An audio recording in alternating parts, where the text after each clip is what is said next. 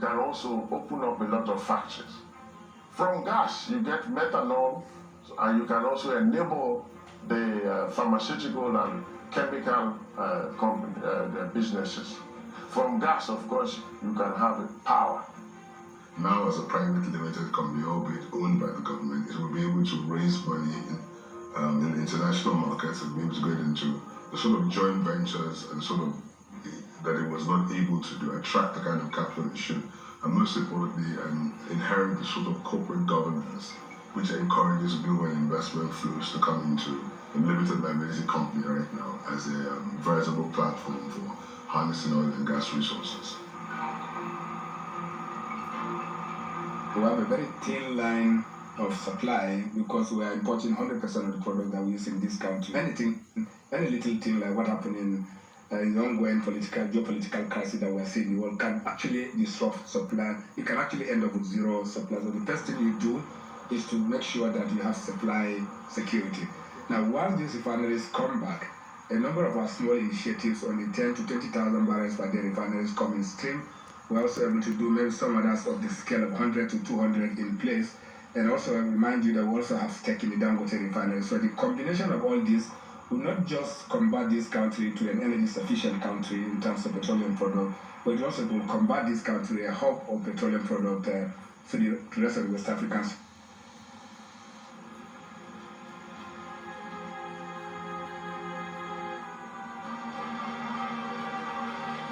Why is it Nigeria there is no power? There is power. But the best question we should ask, why is it that power is not enough in Nigeria? If you compare us with other countries, we may be even better than them. But our size may also give us away, because for a country with 200 million population and a GDP of close to $500 billion, with only the electricity hovering around 5,000 megawatts, you may say we are not doing well. We set a roadmap for the country to deliver first, increase electricity output.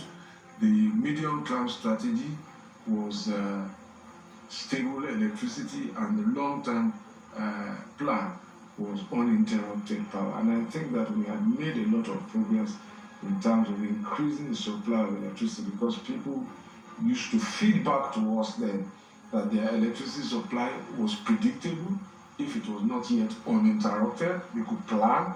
They knew when the outages were likely to happen, which was different from the past, and that their consumption of diesel and petrol to provide alternative electricity generating facilities for themselves had significantly reduced because our supply was getting better.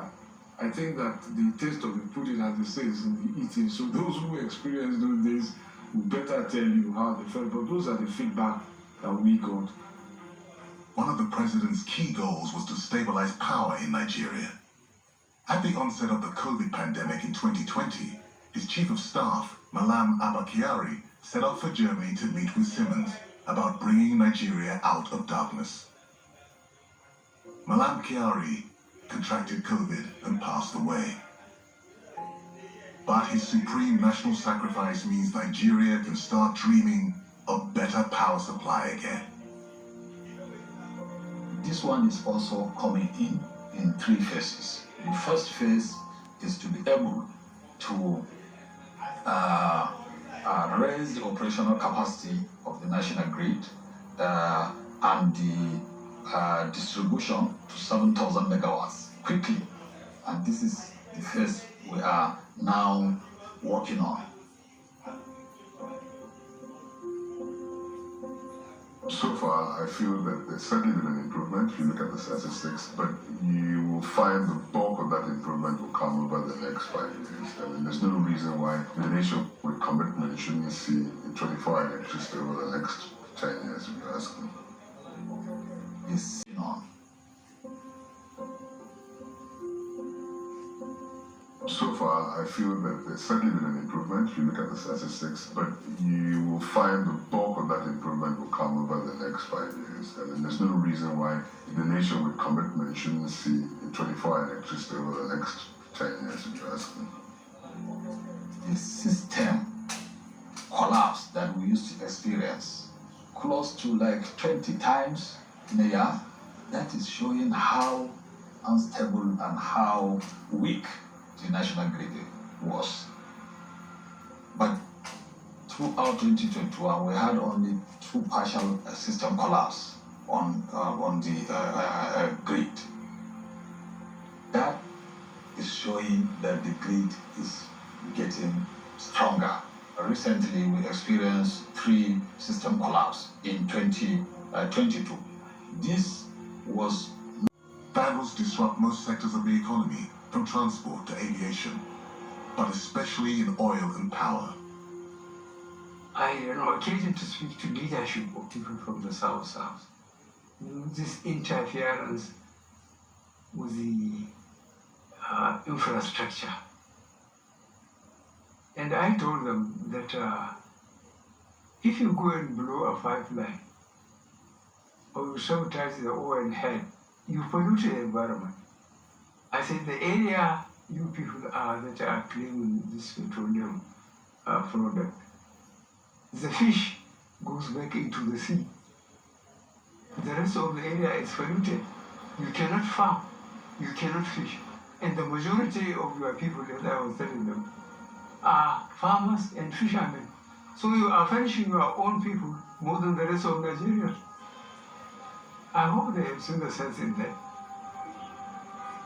Until we inculcate the attitude of change in Nigerians and begin to resuscitate our value system and begin to get Nigerians to believe that they must embark on immediate attitudinal change, putting country first, and begin on a massive reorientation campaign and engagement of the citizenry, we will not achieve the full change. But that change is achievable when you and I believe that this Nigeria at this pace, whatever we call it, is ours to own, and we collectively own it.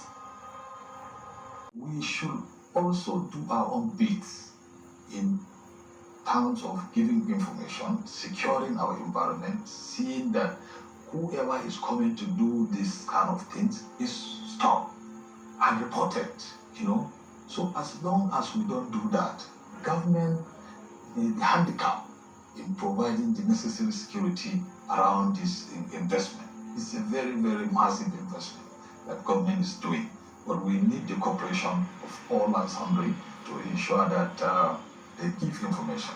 Once the government gets information, the security personnel gets information, they crash the vandals, they crash the bad guys. So this is how people should assist information.